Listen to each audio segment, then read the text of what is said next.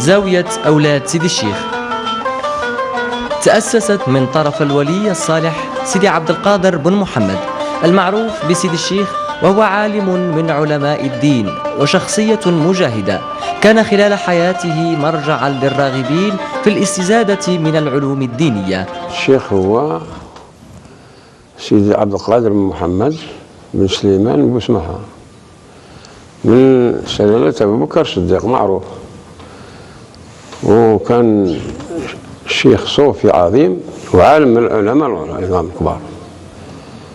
هو أبوه كان يسكن في الشلالة، سيدي محمد بن سليمان باه، وهو زاد في الشلالة، زاد سنة 94 هجرية وتوفى عام 1025 هجرية. خرج للجبال، كان عنده 100 خلوة و10 خلوات اللي يتعبد فيهم.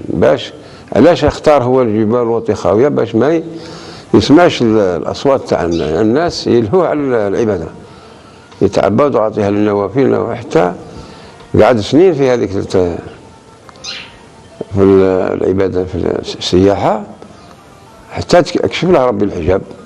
ياك هذوك تجمعوا عندها للزوج، العلم والتصوف.